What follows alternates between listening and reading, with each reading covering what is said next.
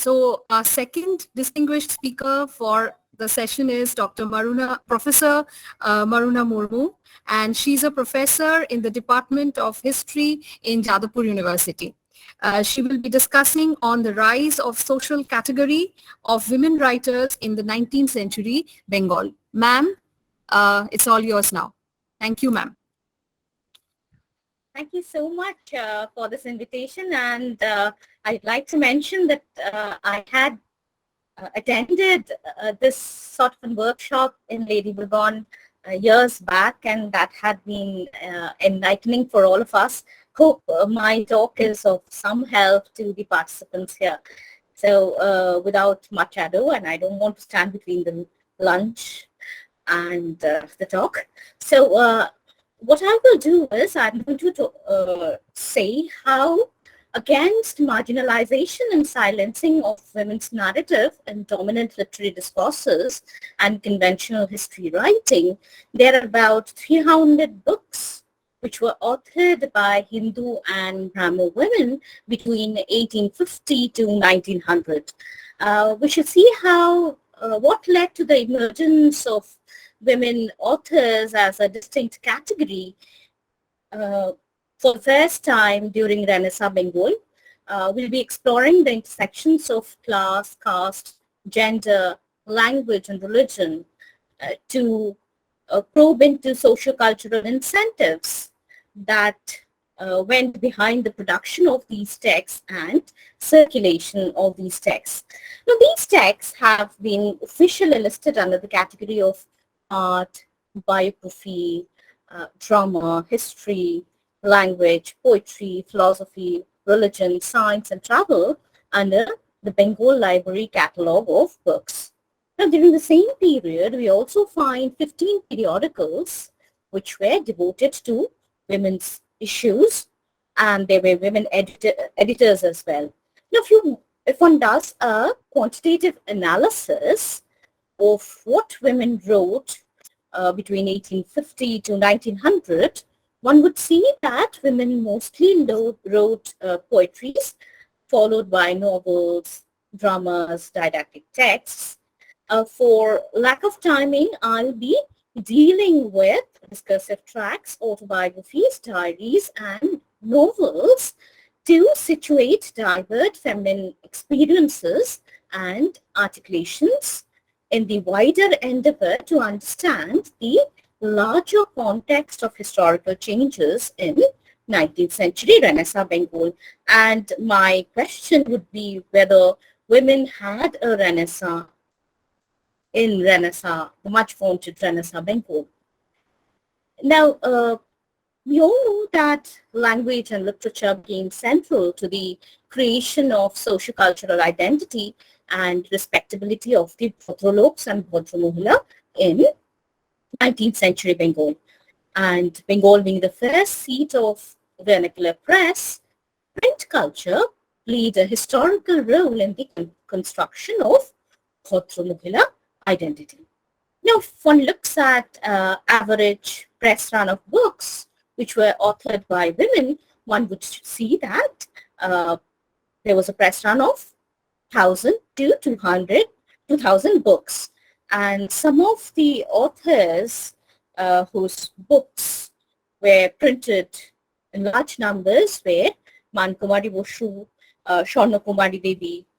And if multiple editions and reprints are taken to be indicators of an author's popularity, then one can safely say that Swarna Kumari Devi of Thakurbari and Girindra Mohini Dasi, the poet, they emerged as most reputed women writers during the period under survey. Now, let us move on to the first genre that we're going to deal with, that is the discursive tract. Now, didactic tracts can be fitted into the larger project of envisioning the modern nation, and these tracts contributed to the discourse of nationalism. There was a connection between domesticity and the conception of household as the embryonic nation. Now, women negotiated with the didactic prescriptions, and they were critical about the exploitative structures of power embedded in Hindu domesticity. Sorry, there was a phone call. Now, writing within shared values and beliefs, the contempt as well as the admiration that women possessed from Hindu domestic order is noteworthy. We're going to take up two texts. One is Kailashvashini Devi's Hindu Mohilaganer Hinabostha and Swarnamoyee Gupta's Usha Chinta অর্থাৎ আধুনিক আর্য মহিলাগণের অবস্থা সম্বন্ধে কয়েকটি কথা. Now, as the titles of this book suggest, the ideal nationalist household was overwhelmingly imagined to be a Bengali Hindu one. These tracts, they not only deal with the idealized Bhadramohila existence and desirable domesticity, but they interweave discursive domestic ideology with lived domesticity of women in the patriarchal setup in 19th century Bengal. Now, Kailashvashini Devi, her text, Hindu Mohilaganer Hinabostha, happens to be the second critical piece against Hindu domestic institutional practices. Her husband, Durgacharan Gupta, ran the Gupta press, from which we find the famous Hindu almanac, Gupta Press Ponjika, coming up. Now, she begins her preface apologizing for her first assertion of identity in print due to insistence of her husband. Now, since there was an assumption that any woman who studied was to create disturbance in the domestic life and is likely to lose her husband, bringing upon widowhood upon themselves, we find in most of the texts written by women in 19th century an assertion that it was some male member in the family who have actually forced these women into writing the texts. Now, having entered the public realm of print culture as a writing subject, and talking of Hindu women as textual object, they are mostly apologetic about the breach of fundamental norms of feminine propriety that dictated invisibility of women in the public realm. So, perhaps as a defense for opening up the private and social life of women for public scrutiny, they categorically assert that it was a male member who compelled them to gain access to the male preserve of learning, and in this case, it was Kailashvashini Devi's husband.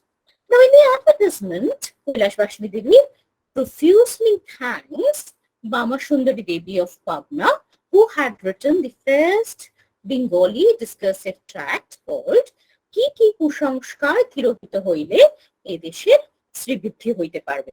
Now, this was published in 1861 and it dealt with domestic management, behavior with relatives, rearing and educating children, and it was a critical text as well, questioning women's illiteracy, unhygienic labor conditions, misinformed childcare, evils of early marriage, wooden polygamy, deprivation of widows, Shastric injunctions against foreign travel, and ostracizing caste rules. Now, to normalize her capability to write, Kailashvashini disclaims any merit in the act. She represents herself as one who is feeble in knowledge, intelligence, and wealth, stimulated only by the persistent endeavor of her husband. Now, after trying to be self-infantilizing and self-deprecation, she proceeds to denounce many of the traditional patriarchal norms. Critical of the social perception of gender relations and roles, she disapproves of the sufferings and deprivations that begin with the birth of the girl child and pervade her entire life. Kailashvashini grieves that devoid of education, girls are given away in marriage. Uh, she spells out the fear that gripped men about women's education and its ill effect. Now, what is interesting about the book is that she brings about a quadrupled logic indicating the vicious cycle of illiteracy, child marriage, full polygamy, and widowhood. Somewhat in unison with Vidyasagar's Ballo Bivaher Dosh, written in 1850, Kailash Vaishnavi concedes child marriage as one of the prime reasons for the wretched condition of women, and considers it to be the stepping stone for misfortune of women. Now, she argues that due to the incongruous matches uh, that took place in 19th century Bengal, there was absence of conjugal love and domestic happiness. She writes, when no work can be executed without love, how can there be marital bliss out of lovelessness? Nuptial love is on the verge of extinction in a country. True love in a married couple is rarely observed. The partners are uncaring towards each other's sentiments and unwilling to voice their own desires. How can women be expected to be devotionally attached to their husbands? Now, surprisingly, she prescribes the age of marriage for boys to be 20 and that of girls to be 13 and 14.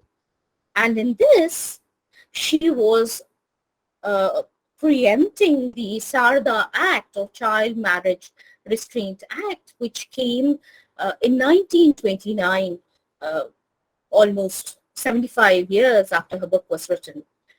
Now, she deals at great length with the customs and more of polygamy, and she says, had Bollal Shen not planted in Bengal the poison tree based on the notion of clan-based hierarchy, this land would not have been contaminated by Polanism and borne this tree. She narrates unbearable sufferings of celibate widow too, because these child brides who were married to polygamous husbands who were much older in age invariably became widows, and being radically critical of Hindu faith, she writes, "Hail Hinduism, thanks to you and also to the glorious one that created you. It is the widow who knows what fruits this religion has borne. Oh, God alone knows where the grandness of this religion lies. Oh, you friends who think good of the country, be enterprising enough to come forward to rescue these women."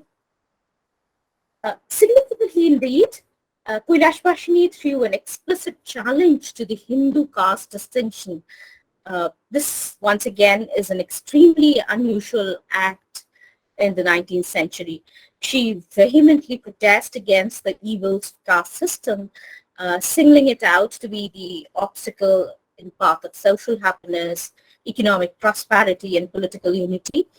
She observes, had there been no caste system, we would have not been suffering such a plight. We could have effortlessly wandered into the countries far and abroad, and having observed the customs and manners and usages and practices, we could have exercised our intellectual discernment. We could have broken the shackles of unfreedom. Had there been no caste pride, everybody in unison would have sought knowledge to achieve advancement. The malfunctioning of the marriage system would have been rectified. If everybody belonged to the same caste, the commensality rules would have been broken and friendship would have emanated. In this fashion, Bengal would have become a haven of happiness. Now, in this critical piece of Kailash Vaishnavi, one finds a strange combination of conformity and conflict. complicity and critique, submission and opposition to patriarchal beliefs, while submitting to gendered expectation of playing the assigned roles as a mother, a homemaker, a nurturer, and an education. She still finds an individual voice to lash out against malls of Hindu society. Uh, my reading is that her apparent conformity to stereotype of womanly behavior was an attempt not to alienate reformist endeavors that legitimized public articulation about the private world of women through the texts that were printed.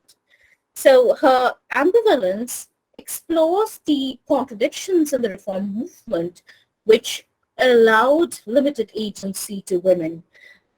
So her strategic compliance made the language of criticism appear more heartfelt and compassionate.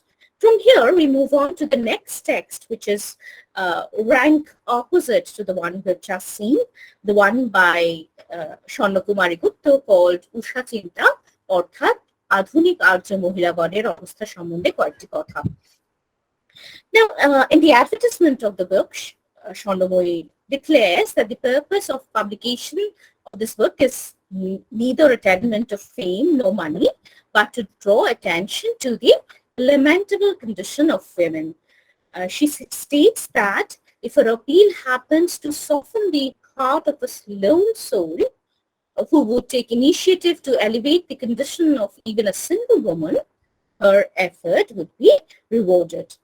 Now, like revivalist nationalists, she took up the responsibility of reworking indigenous history for retrieval of the self-respect of Bengalis who were looked down upon the colonialists as the ineffeminate lot. Now, Sharna Kumari did not desire a future designed according to modernizing project, which would entail protective interventionism of the colonial state to elevate India in the reckoning of civilized nation. To her, progress and betterment could only come through the initiative of indigenous patriarchy, that is, menfolk, towing the lines of Aryan ancestors, they were to restore women to their former glorious state.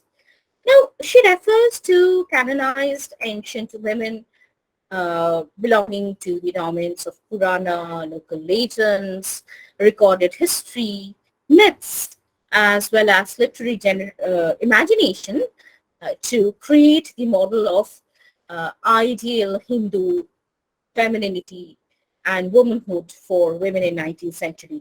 So she refers to Gargi, Hona, she even refers to goddess Bhavani, Kshatriya queens like Rani Dugaputi, Rani Kamalabhuti, and she also refers to goddesses like Lakshmi and Saraswati. Now, customs pertaining to conjugality remain an area of major concern for Sharnamoyi. While she admits that in ancient Hindu past, women were much freer in comparison to women during colonial rules, she says that it was the male guardian who had the moral right to decide the marriage of women in the family. So she says in the colonial times, mothers do not have ritual rights in the marriage, and the father gives away the daughter to an unworthy son-in-law and even to a dying coolie. Now, she argues that unlike other civilized nations where marriage is not the lone shelter for women, the mental setup and the familial structure in India makes it a lifetime bond, the basis of moral order, social accord for the nation. And she says when the daughter reaches the age of 10, the considerate parents, they consign the daughter to the Sikh to the sick named infant as if it's a ritual sacrifice, and she rejoins, "Hail Hindu society, hail Hindu religion, O Lord, you are praiseworthy too. Even after witnessing such barbarity, you do not refrain from offering food to the Hindus." Uh, Now, she also has certain degree of political insight, and she emphasizes the necessity for having a revolution in the Hindu society so that the condition of India changes. She pleads that just as nationalists have revolted uh, against the oppression of helpless indigo farmers and coolies in Assam, they ought to fight for the cause of subjugated women of the nation. Uh, she says that uh, women invoking sense of justice, moral order, truth and compassion are demanding deliberation from erudite men of the Hindu society. Now let us move on to the next category that we're going to look into, that is the autobiography. Now we'll take up two texts, one by Kuilashwashini Mitro, who left behind a diary called Jonu Kagudhubudu Diary, and we are going to look into a dictated autobiography by Sharada Sundari Devi, which is named Atakotha. Now, belonging to a family which was active in the socio-political transition that took place in 19th century Bengal, Kuilashwashini Devi's personal reminiscences elucidate how contemporary historical circumstances, social institutions, cultural agendas conditioned her thoughts, feelings, and life. Her husband was Kishori Chand Mitro, who was the first district magistrate of Kolkata, and she was the sister-in-law of Perichand Mitro, the author of Alale Ghare Dulal. Now, Kuilashwashini fashions herself as an ideal Bhatra Mohila in the diary, someone who could participate in refined discussion with her husband, could exhibit cultural refinement, be an educated mother. She talks about the lessons of English she took from her husband, the fact that she was provided a European lady teacher, Miss Tigot, who was hired for a monthly salary of 25 rupees. She also, and one finds a manifestation of her literacy through various literary references within the diary. She talks of Bankim Chandra Chattopadhyay's Mrinalini, Robinson Crusoe. She mentions of Shangbad Prabhakar, the journal, and the diary being a mode of private, subjective, and personal observations. One finds unhindered display of mutual compassion and care in the pages of the diary. But she knew that the rhetoric of wifeliness came with the vocal commitment and justification of wifely restrictions. Kuilashwashini might have rationalized the strict social restrictions fitting of a virtuous Hindu wife, but one finds oblique acknowledgement of limitedness of female solidarity and sisterhood that alone was allowed to women in the name of socialization. Now, the social reform movement made Kishori Chand Mitro assume a way of life that ultimately brought about an estrangement in the mental world of the couple. Kishori Chand was transferred to Kolkata as the first Bengali junior magistrate, and he adopted to the ways of westernized radical peers of young Bengal. Now, she says that she disapproves Kishori Chand's lifestyle, but she symbolically follows Hindu rituals without being convinced of its basic vitality. And she says living in a social world that defined the women's identity in relational terms with family, clan, caste, and community, she could not suffer her destabilization if excommunication happened to her. Now, writing about uh, the loss of Kishore Chand Mitro's job with the Sepoy Mutiny, she remains silent about their life till her husband's death on 6th August 1873 after him suffering severe illness for 6 months. Uh, Now, the narrative being founded on the happiness of conjugal relationship, it was logical that the diary would not continue beyond the life of her husband.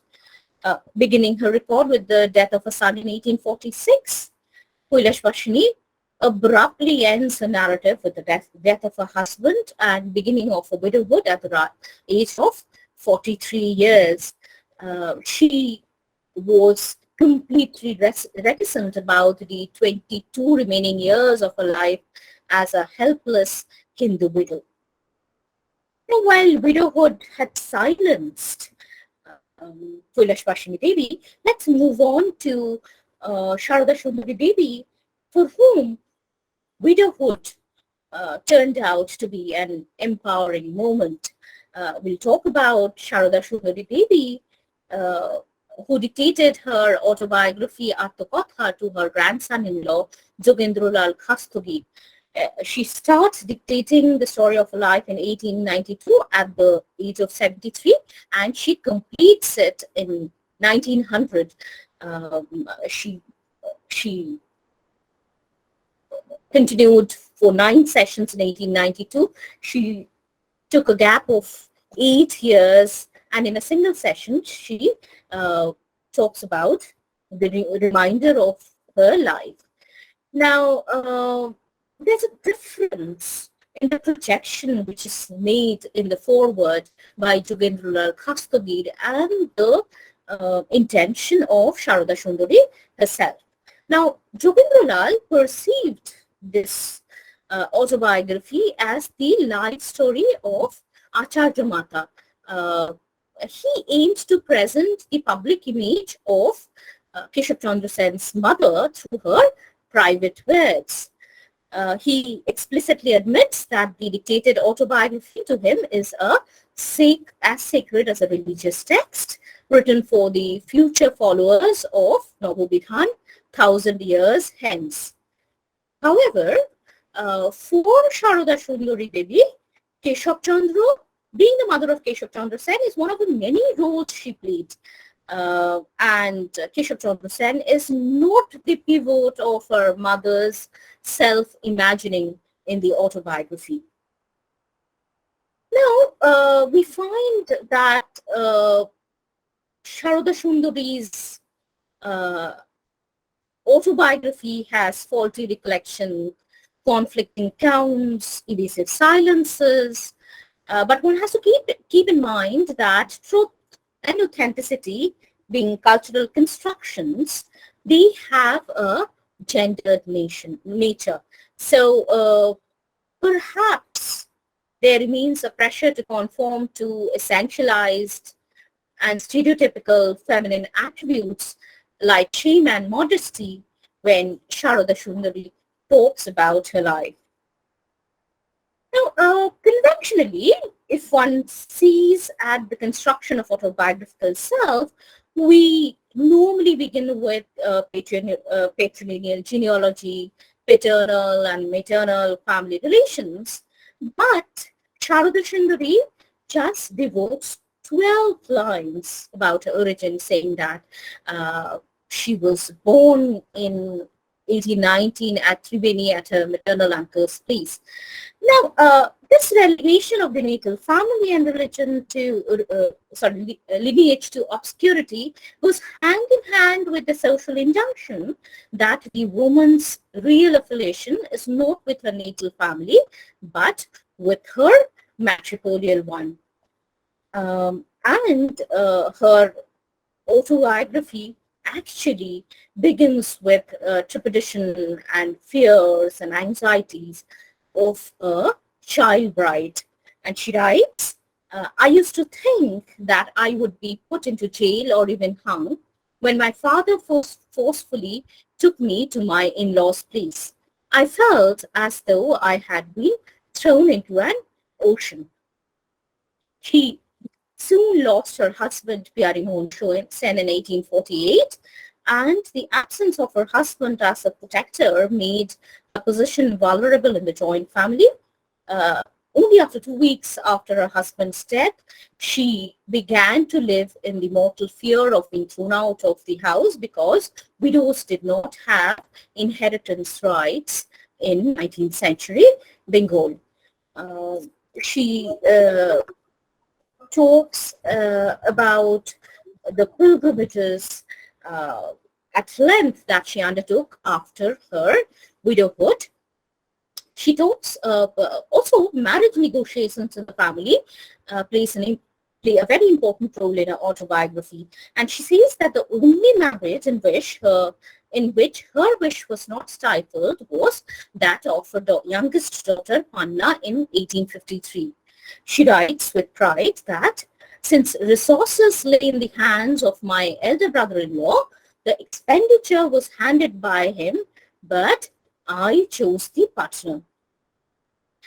Now, another marriage which has actually brought about this schism within the Brahmo Samaj was the daughter of a marriage of a granddaughter, Maharani Shuniti Devi of Kuch Bihar. But once again, we find a conscious strategy, and she writes, many have written on it, there is no need to repeat it again. So perhaps to exonerate Keshav Chandra Sen, Sharada Sundari argues that even though the formal marriage took place in 1878, the marriage was not consummated until Shuniti was 16 years of age. The contention here was that Shuniti was not 15 years of age when, according to the Native Brahmo Marriage Act of 1872, when she was married. Now, we find that her self-fashioning is also an introspective journey where she shifts from a devout Vaishnav to that of some sort of a religious stoicism. When a Babu in Kurukshetra asked her why she visits pilgrimage despite being the mother of iconoclast Keshav Chandra Sen, she retorts, pilgrims are ancient in origin. They are the God's realm. What is the harm of seeing them? And she likens her love for pilgrimages to her love for children and relatives, devoid of expectation for religious merit or salvation out of these pilgrimages. Now, the selfhood and identity constructed, imagined, and narrated by Sharada Sundari is determined by her understanding of her positioning in the gender hierarchy.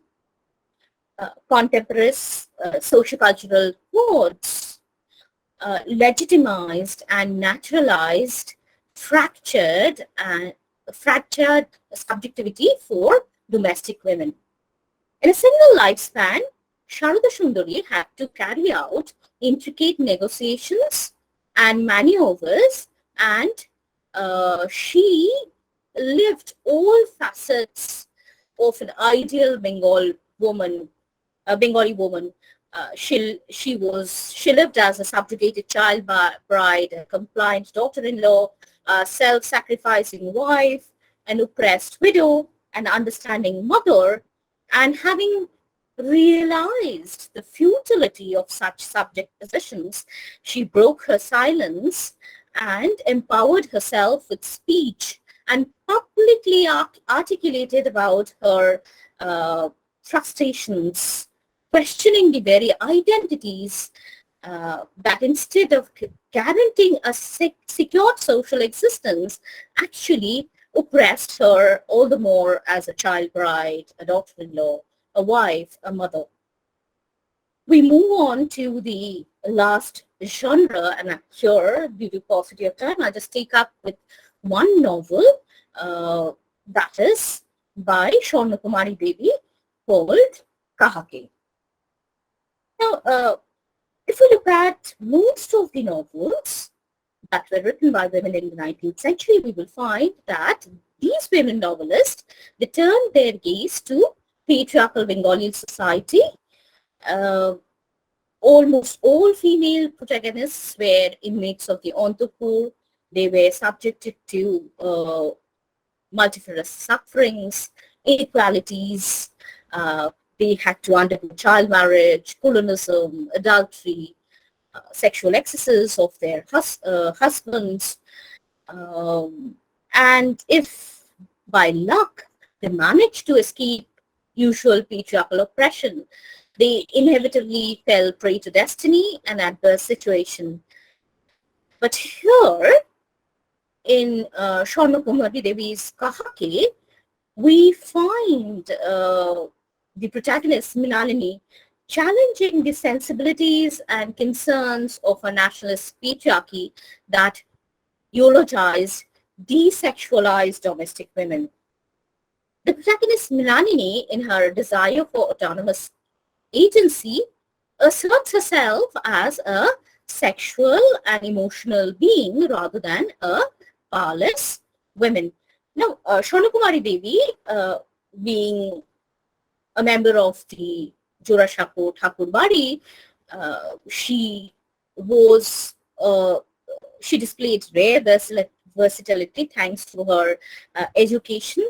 She was a novelist, a poet, a playwright, an essayist, a songwriter, a journalist, and her novel opens with the quote from Canto 1 of Lord Byron's poem Don Juan, which says, "Man's love is of a man's life, a thing apart. It is the woman's whole existence." Now, the narrator, with disarming frankness, delineates a creed about love, which is distinct from societal paradigm of love being a unique, once-in-a-lifetime relationship. She confesses that she loved even before her marriage, without any thought of getting married to that person. She also goes on to say, that was not her first and last love, for she loved even prior to that, and her heart was never vacant. Only a daring female subject could spell out thus at a time when woman's monogamous love was seen as the societal norm. Now, the readers are informed that having lost her mother in infancy, Mrinalini had a deep affection towards her father, who was the deputy magistrate. And she says, at the young age of 8 and 9, she could not distinguish between the degree of attachment she had towards her father and the eldest pupil in the school named Chotu. She writes that she professed love for her father. When she professed love for her father, he used to smile and kiss her. And she wondered why Chotu did not kiss her if he loved her in the same way. Now, in the youth, she meets barrister Ramanath Ghosh, a friend of her brother-in-law, and Mrinalini expressed her desire to be the virtuous wife of Mr. Ghosh. However, Mrinalini overhears a conversation between Mr. Ghosh and Dr. Vinay Kumar Ghosh, and she came to know that Mr. Ghosh was engaged to some Miss K in England, whom he had forsaken. Now, with moral corruptibility creeping into her self-chosen love, she no longer perceives marriage as an institution that completes a woman.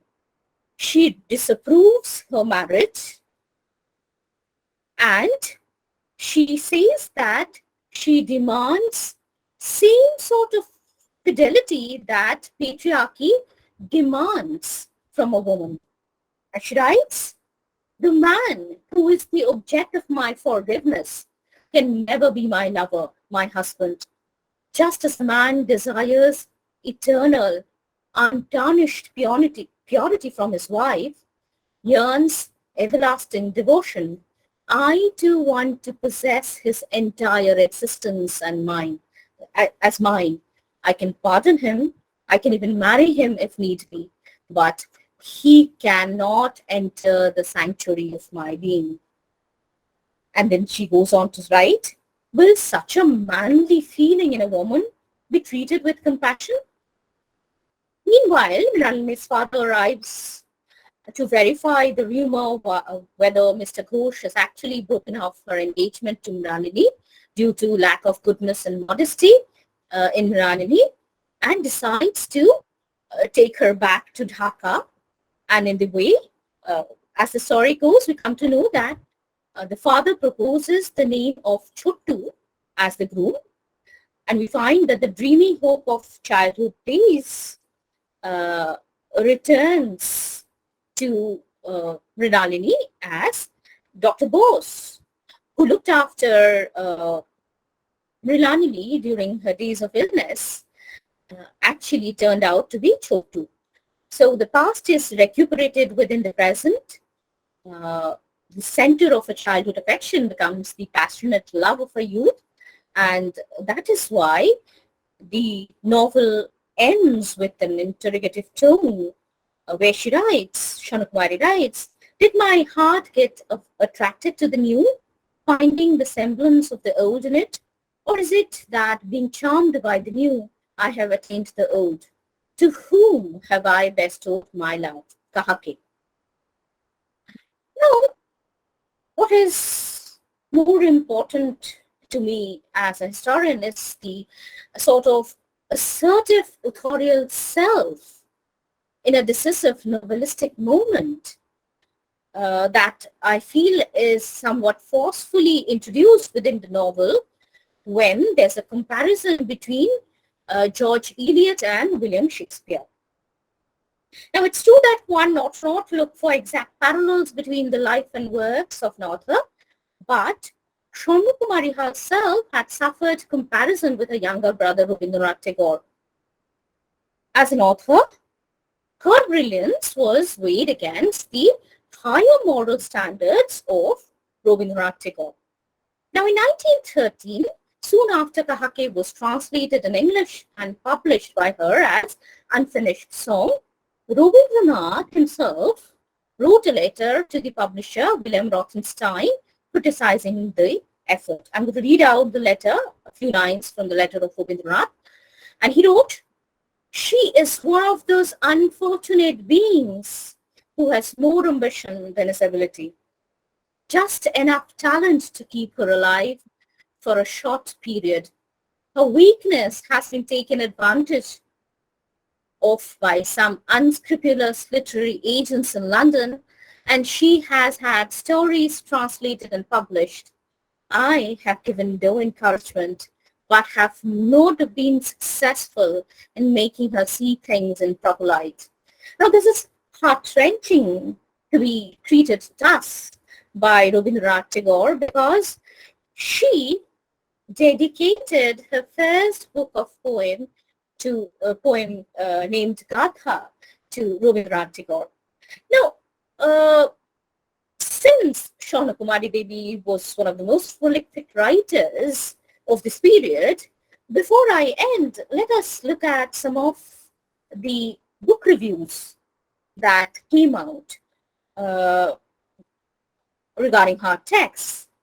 Now, when Shaunakumari started writing for the first time, her novel Deep Nirban, which was written in 1876,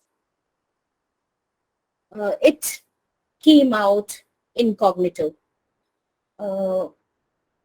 No, she knew that a lady novel writer needed public approval, so she preferred androgynous writing and wrote eponymously. Curiously, eminent literary critic Ashit Kumar Bandyopadhyay, in his book published on the occasion of 125th birth anniversary of Rabindranath Tagore, observes that this woman novelist is easily comparable with any male novelist of a time in her narrative technique and creations of character. However, her novels are rather virile and devoid of the soft feminine touch. So a woman author's creative imagination had to be harnessed to display womanly qualities. So she ought to be praised for her naturally sensitive, poetic, compassionate, familial creation. Now let us look at another review of Shana Kumari Devi's book, Chinnamukul, that came out in Indian Mirror. It read, the style is, as this characteristics of this writer, chaste, clear, sweet, and vigorous. Almost all characters are extremely natural, especially Konu, the heroine of the story. She is an admirable portrait of self-sacrifice and disappointed love.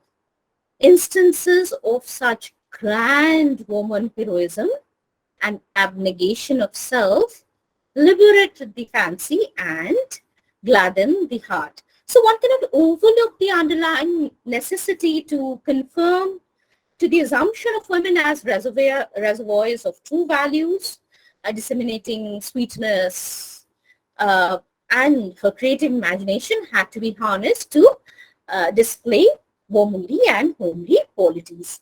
I shall end by reading out the review of Mukhudaini Mukhopadhyay's first collection of poems, Bonoproshun, published in 1892, done by none other than Bankim Chandra Chattopadhyay, which was published in Bangodarshan. Bankim Chandra Chattopadhyay writes, despite the use of the surname Mukhopadhyay, the readers must have understood that this work is not written by any Mr. Mukherjee, but Srimati Mukhodaini Devi. An epithet of Devi, which pleases goddess Shoti, Saraswati, and Lokhi, lives Srimati Mukhopadhyay discontent. We abstain from entering into an altercation. We do not intend to be a match for women in that field. I am always afraid to praise poetic composition by women, since it might instigate other women to desert their household duties and take up the pen. I hope Srimati Mukhodaini Mukhopadhyay will condone me if I am not over-generous in praising her work. Her poem, Bangalir Babu, has been published with some deletions. Hope the author would forgive such audacity. So to conclude, I would argue that sarcastic comments and caustic critique could not strip women writers of Renaissance Bengal of their creative foray. Whatever be their contemporary receptivity, it was their negotiation with hegemonic discourses on literary birth, redeployment of traditional values, and experimentation with modern possibilities that inspire the writing of history of contestation of women writers in Bengal. Discounting the sneering critical chorus against them, it was the resistance, subversion, and even studied compromises of the literary foremothers that women writers of today proudly claim as a powerful and complex inheritance. Thank you so much for your patient hearing. Thank you. Thank you so much, ma'am. for such an engaging and intriguing talk. It was a pleasure listening to you. Ma'am, there is a question. Maybe take up the question.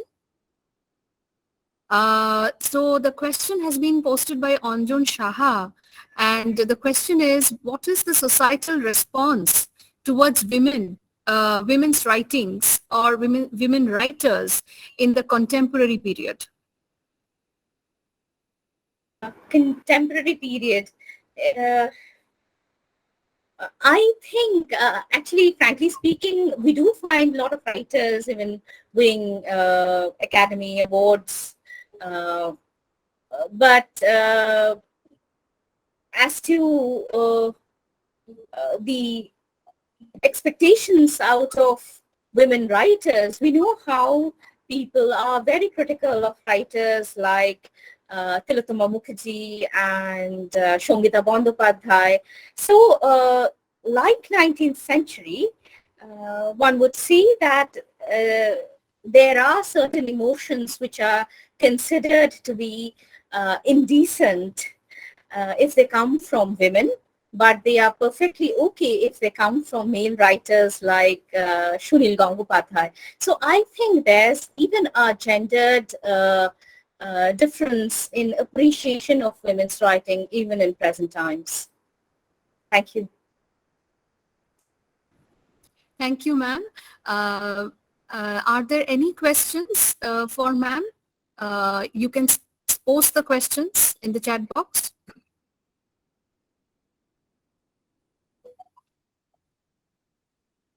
Kindly put your questions in the chat box.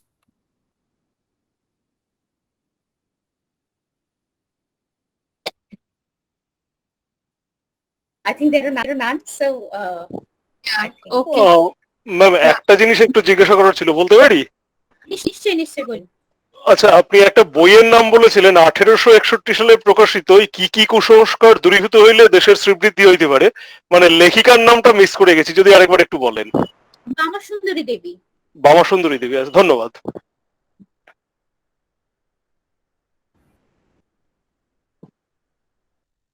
Give the underwriting question. Signal. So then at the Yes, time it is can I- 24. Yes, Payal. This is also Yes, what is the role of that activist Do you know anything about like that? Ramohan Roy and Vidyasagar? Hello, can you hear me? Yeah. There was somebody speaking. So yeah, please go ahead. Yes, I was asking that what is the role of Ramohan Roy and Vidyasagar, like people like them, on the veto writers like you have mentioned that Kailash Vashini Devi and all. So what was the role of their activism on the women writers? I mean, how they help emerging the women writers? I think there's somebody's microphone is on. Can you please switch off your microphone because there's a problem with feedback. Okay. Yeah. So, see, some of the writers, I'm sure they were aware of writings by this. There's a similarity in the language that Bankim Chandra, the sort of Bankimi language that was considered to be aesthetic paradigm for writing. So that was there.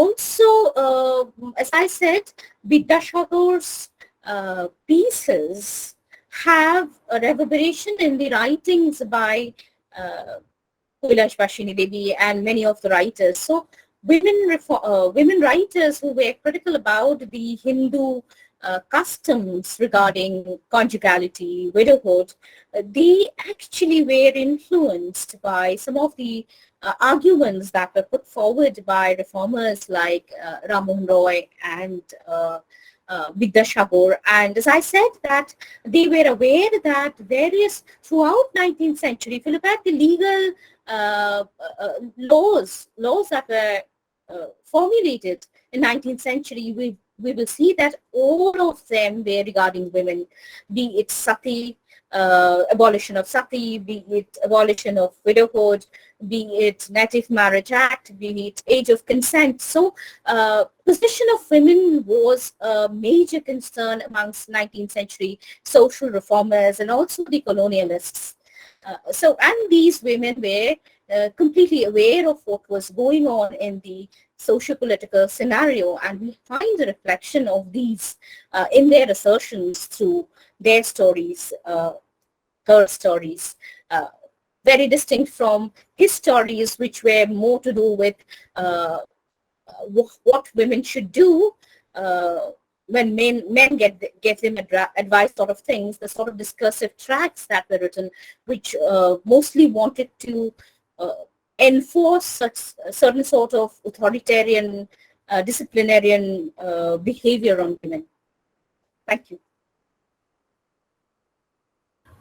Thank you so much, ma'am, for joining us today. It was again a great pleasure to hear you, and thank you so much. Thank you. Thank you so much for inviting me.